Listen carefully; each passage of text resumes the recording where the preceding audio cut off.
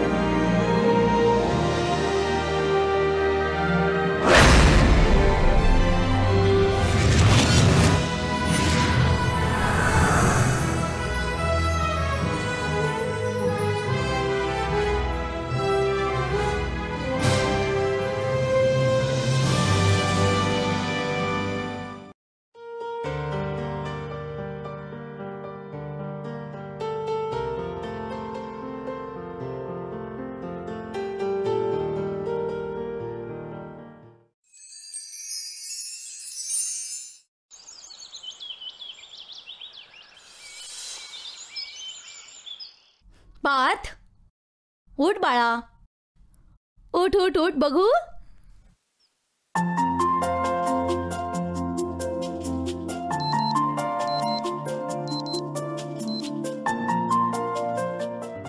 Mummy, मला एक कळत नाही, तू मला अलार्म वाजण्याआधीच कशाला उठवतेस? कारण या मशीनला असं नको वाटायला की आपण हिच्यावर अवलंबून आहोत, म्हणून मी हे घड्याळ वाजण्याआधीच येते। पण मम्मी, हे जे अलार्म घड्याळ आहे ना, हे आहे तर खूप कामाचं। कोणी शोध लावला असेल याचा? बरं, ज्याने कोणी इन्व्हेंट केला असेल ना, तो खूप खूप जिनियस असेल, किंवा तुझ्या बाबांप्रमाणे खूप झोपाळू असेल, म्हणून तर विचारायला अलार्म घड्याळ बनवावं लागलं। चल बरं, आता लवकर उठ, नाहीतर शाळेला उशीर होईल। चल उठ, ब्रश कर लवकर।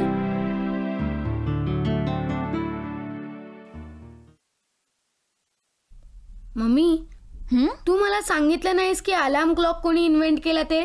पार्थ, अलार्म क्लॉक प्लॅटोने इन्व्हेंट केलं होतं, हे मला सुद्धा माहित नव्हतं।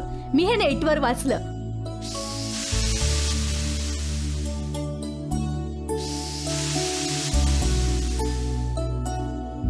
पार्थ, आता तुम्हाला हे नको विचारूस की हा प्रेशर कुकर कुणी इन्व्हेंट केला, कारण मलाही माहित नाहीये आणि माझ्याकडे अजिबात वेळ नाहीये तुला नेटवर शोधून सांगायला, समजलं? तेव्हा आता पटकन तुझं दूध संपव आणि तुझ्या आजोबांना जाऊन सांग की नाश्ता रेडी आहे, ओके?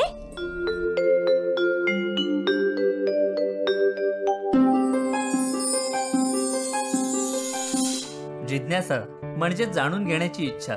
आमची आजची कथा आहे पार्थची, ज्याला प्रत्येक क्षणी प्रत्येक विषयी जाणून घ्यायचं असतं। प्रत्येक मुलामध्ये विलक्षण प्रतिभा असते, जी मुलामध्ये त्या कामासाठी एक जिज्ञासा निर्माण करते। परंतु पार्थची जिज्ञासाच पार्थची प्रतिभा आहे, जी काही लोकांना समजते तर काहींना नाही।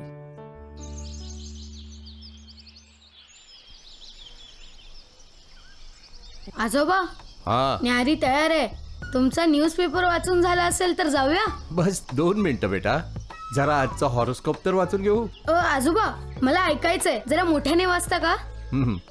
ऐक, आजचा दिवस तुमच्या जीवनामध्ये उलथापालथ होऊ शकते। विचित्र परिस्थितींमध्ये तुम्ही फसू शकता, पण तुमची व्यवहार कुशलता तुम्हाला या परिस्थितींमधून बाहेर काढून घेऊन जाईल। आजोबा, ही जन्मकुंडली, राशी, हे सर्वांवर आपण भारतीयच विश्वास ठेवतो का? या ग्रह नक्षत्रांचा भारताबाहेरील लोकांवर परिणाम होतो का? काय राशी भविष्य खरं असतं का? क्या सुरू झाली उलथापालथ। सर्वांचं तर माहित नाही बेटा, पण मला वाटतं माझं तर आज राशीफळ खरं होणार आहे। चल नाश्ता करूया आपण। चल सांगा ना आजोबा, प्लीज प्लीज सांगा ना। बेटा, इंडियाच्या बाहेरचे लोक पण भविष्य जाणण्यासाठी वेगवेगळ्या पद्धतींचा वापर करतात। जसे युरोपवाले टेरो कार्डाचा वापर करतात, चीनवाले फँगचुईचा वापर करतात। आपल्या वास्तुशास्त्रासारखंच आहे ते पण। ठीक आहे, चल नाश्ता करूया। चल, थंड होणार। आजोबा, बोल बेटा. मुंबईत पूर्वी डबल डेकर बस चालायची ना?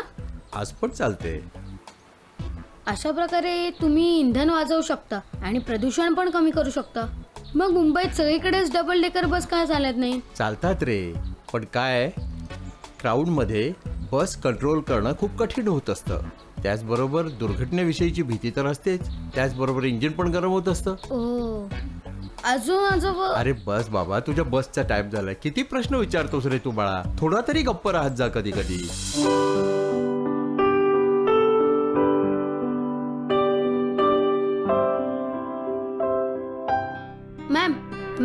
मॅम ऐका ना, तुम्ही ज्या मेडिसिनल प्लॅन बद्दल सांगितलं होतं ना. पार्थ, तुला कोणतीही गोष्ट एकदा सांगितल्यावर कळत का नाही? तुझ्या सिलेबस मध्ये जेवढं होतं ते माझं सांगून झालंय. तू का प्रत्येक गोष्टींमागे हात धुवू लागतोस? आधी तू वर्गात प्रश्न विचारून भंडावून सोडायचास, आता तू बाहेर सुद्धा हैराण करायला लागलायस. पार्थ, तुझ्या प्रश्नाला उत्तर देण्या व्यतिरिक्तही मला खूप काम आहेत, कळलं? Go back to your class. गो.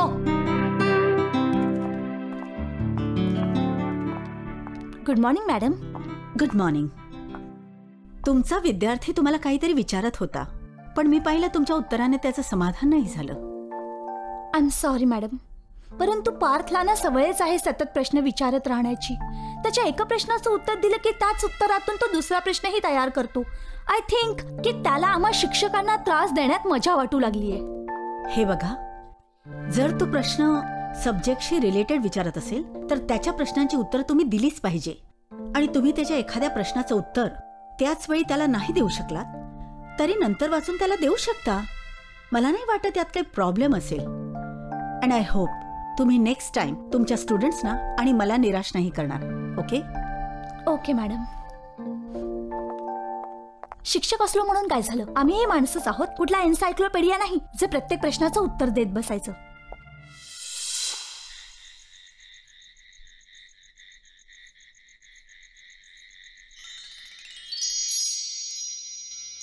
आजोबा,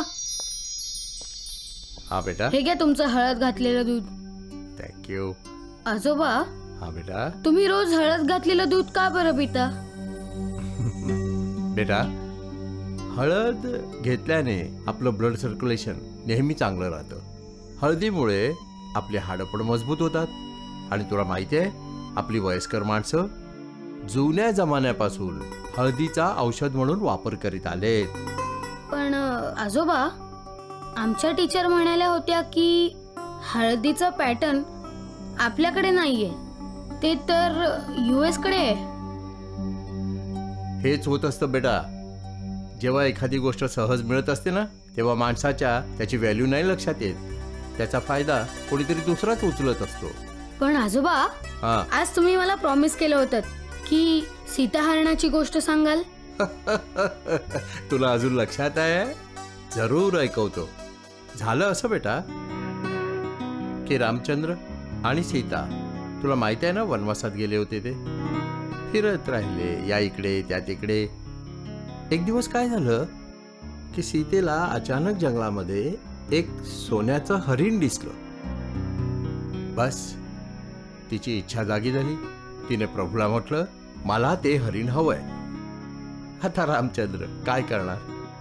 त्याने समजावलं, अगं ती सर्व माया आहे.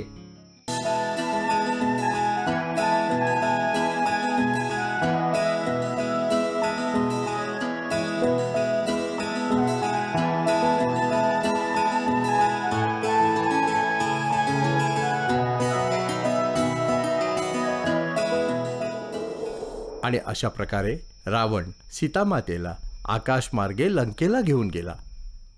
चल बेटा, अरे गोष्ट रोजचीच आहे. आता जाऊन झोप बघू. उद्या तुला शाळेत जायचं आहे. तुझा होमवर्क पूर्ण केलायस ना तू?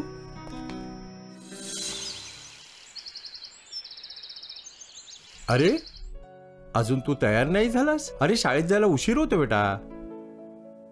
आजोबा, रावण सीतामातेला पुष्पक विमानातून लंकेत घेऊन गेला. याचा अर्थ आपल्याकडे तर लाखो वर्षांपूर्वीच एरोप्लेनचा प्लॅन बनलेला आणि क्रेडिट ते राईट बंधू घेऊन गेले. आता हे राईट बंधू कोण आहेत बाबा? ज्यांनी एरोप्लेनचा कन्सेप्ट साऱ्या जगाला दिला. पण आजोबा मी बस आता सकाळी सकाळी प्रश्नांची सरबत्ती नको. चल उठ लवकर, शाळेत जायचंय, उशीर होतोय. चल चल, शहाणा आहेस ना तू. चला बघू, चला. शाबास.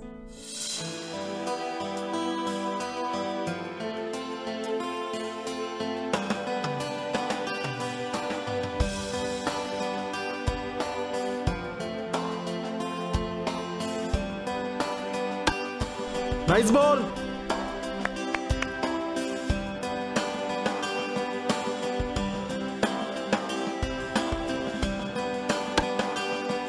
Focus on your game. Next ball. Come on, boys. Good ball. Come on, boys. Take your position fast. Concentrate on your game. जरा वाकून.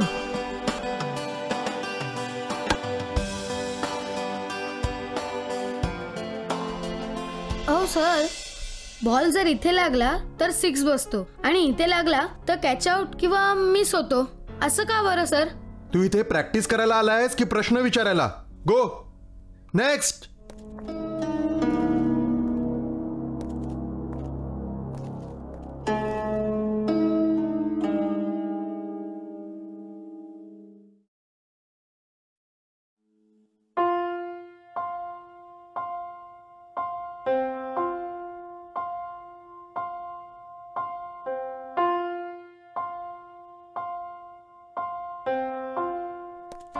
अरे तू इथे बसलायस? मी तर तुला ग्राउंडवर शोधत होतो. अरे यार रोशन, माझ्यामुळे माझ्या घरातले, माझे टीचर, माझे मित्र सगळे त्रासून गेलेत यार. ही जी माझी प्रत्येक गोष्टीत प्रश्न विचारायची सवय आहे ना, आता बदलायला हवी. अरे आज कोच सर तुला ओरडले म्हणून तू असं बोलतोयस ना. डोंट वरी, हे सर्वजण तुझी बुद्धिमत्ता नाही ओळखत. आता बघ ना, जेव्हा पण मी तुझ्याविषयी आपल्या पॅरेंट्सना सांगतो ना, तेव्हा ते मला नेहमी सांगतात की असा मित्र खूप कमी लोकांना मिळतो. थँक्स यार, पण हे सर्व तू मला बरं वाटावं म्हणून बोलतोयस ना? अरे नाही यार, आता कालचीच गोष्ट बघ ना. ताई मला म्हणाली चल घरच्या इंटरनेट कनेक्शन साठी पप्पांना रिक्वेस्ट करूया. तेव्हा मी काय म्हणालो माहितीये? काय म्हणालास? मी म्हणालो जेव्हा गुगलच माझ्या सोबत असते तेव्हा मला इंटरनेट कनेक्शनची काय गरज आहे. अरे नको. माणसाला जिथून सर्वात जास्त अपेक्षा असते नेहमी त्याचा तिथूनच अपेक्षा भंग होतो. जेव्हा की अचानक एक छोटा आशेचं किरण हळूच येऊन पुन्हा त्याचा हात पकडतो. त्यालाच फक्त स्वतःवर विश्वास ठेवायला नाही शिकवत, तर दुसऱ्यांवरही पुन्हा विश्वास ठेवण्याचं बळ देतं. पार्थसाठी त्याचा मित्र रोशन हाच आशेचं किरण होता, जो त्याला कधीच निराश होऊ देत नसे. म्हणून तर म्हणतात, अ friend in need is a friend in deed. Sharmaji, he file check करून सबमिट करा प्लीज. हो मॅडम.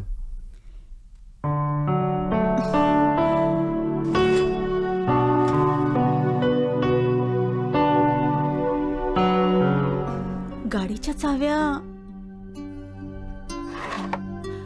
कुठे ठेवल्या मी? शर्माजी, गाडीच्या चाव्या मिळत नाहीयेत.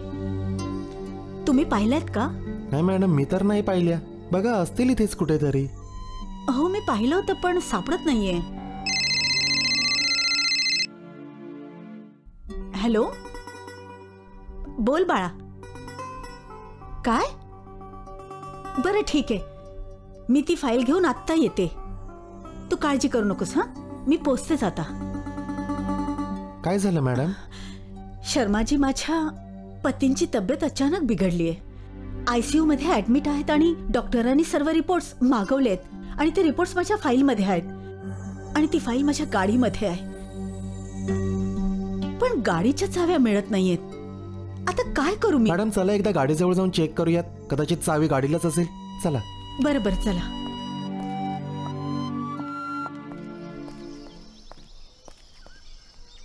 या मॅडम.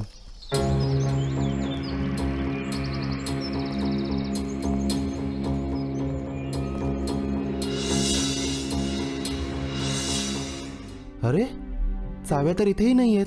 पण हरकत नाही मॅडम, मी एखाद्या चावी बनवणाऱ्याला घेऊन येतो. ओके. अरे शर्माजी, काय मॅडम?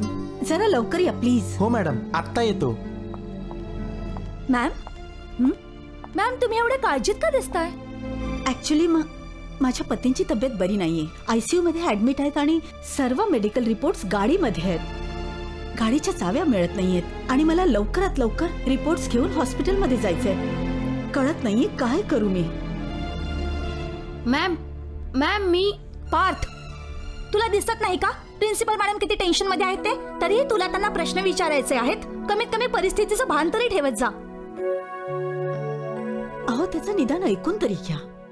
त्याला गप्प बसवून आपला प्रॉब्लेम सॉल्व्ह तर होणार नाही ना. मॅम तुमच्या घरी गाडीची डुप्लिकेट चाव्या असतील ना? हो आहेत ना, पण माझं घर इथून 25 किलोमीटर दूर आहे. काही हरकत नाही मॅम. तुमच्या घरी आता यावेळी कोणी असेल का? जर असेल ना तर तुमचं काम आत्ता होईल. तुम्हाला फक्त इतकंच करायचंय, त्यांना फोन करा आणि त्यांना सांगा की त्यांचा फोन होल्डवर ठेवा. तुमच्या ज्या डुप्लिकेट चाव्या आहेत ना त्या फोन जवळ नेऊन त्याचं अनलॉक बटन दाबायला आणि त्याच वेळी तुम्ही पण तुमचा फोन तुमच्या गाडीच्या दरवाजाजवळ न्या. बस उघडेल तुमची गाडी. असं? चला आपण ट्राय करून बघूया. मी कॉल करते. हॅलो, हा मधू, हे बघ माझ्या कारची डुप्लिकेट चाव्या असतील ना, जरा लवकर घेऊन ये. आता तू एक काम कर, त्या ज्या डुप्लिकेट चाव्या आहेत ना त्याचं अनलॉक बटन मोबाईल समोर धर. हा मोबाईल समोर धर आणि आता अनलॉक बटन दाब.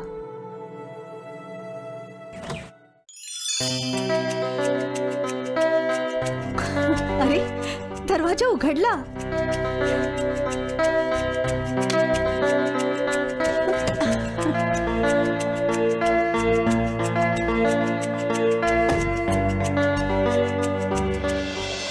Thank you so much Parth, you are really brilliant boy.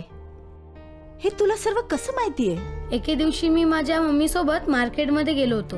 तेव्हा तिथे अशाच एका गाडीत बॅक सीट वर एक मुलगा लॉक झाला होता. तेव्हा तिथे गर्दीत उभा असणाऱ्या एका काकांनी त्यांना असंच उघडलं. ते सर्वजण गेल्यावर मी त्यांना असंच विचारलं की तुम्ही असं कसं केलं?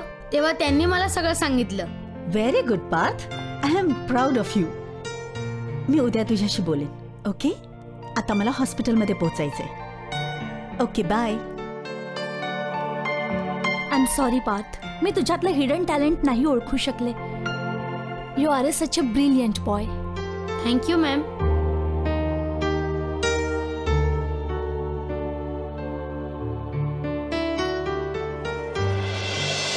पार्थच्या ज्या ज्या सवयीने सर्व हैराण होतात, खरं तर तीच त्याची क्वालिटी आहे. त्याने फक्त प्रिन्सिपल मॅडमची मदतच नाही केली तर कुणाचे तरी प्राण वाचवले. जी गोष्ट तिथे असणाऱ्या लोकांना सुचलीही नसती ती पार्थने करून दाखवली. माहिती आहे का? कारण त्याने त्याच्या आतली जिज्ञासा जोपासली आहे, जी प्रत्येक वेळी त्याला काही जाणून घेण्याची, शिकण्याची प्रेरणा देत असते. जेव्हा की या धकाधकीच्या जीवनात आम्ही आपली आतली जिज्ञासा आणि कुतूहल संपवूनच टाकलंय. आपण नवीन गोष्ट शिकणं सोडूनच दिलंय. खरं तर मनुष्याने कधीही शिकणं थांबवता कामा नये. म्हणून तुमच्या मनामध्ये जिज्ञासा कायम राहू द्या, कारण जीवनामध्ये खूप काही शिकणं, जाणून घेणं अजून शिल्लक आहे.